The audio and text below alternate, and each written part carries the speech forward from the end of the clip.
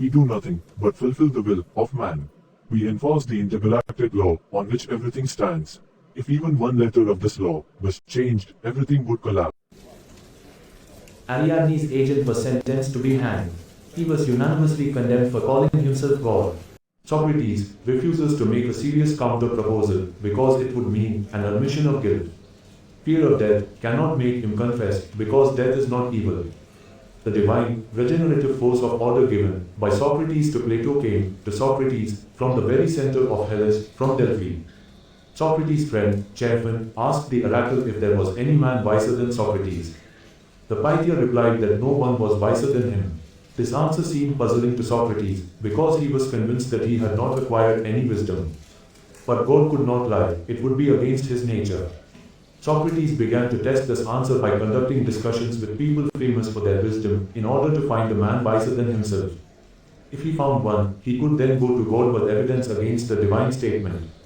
The first victim of the Socrates test was a well-known politician. He didn't turn out to be very smart, although he was considered so by many, especially himself. Socrates tried to explain to him that he was wrong to think himself wise. Of course, this caused the hatred of the politician and some of those present during the conversation.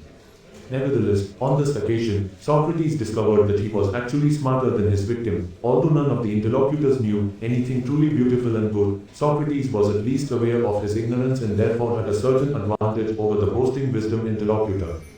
Further tests of a similar nature produced a similar result and an increasing number of enemies. This problem combines the question of the pride of human wisdom, which leads to disorder in the life of man and society, and the question of living in obedience to God.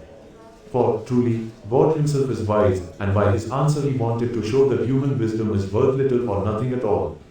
Socrates obeys God when he does his job. He tries to shape individual Athenians, especially the most proud ones, to bring them back to true order. Socrates is a God's gift to the polis, the Athenian bug, which is to awaken Athens to life.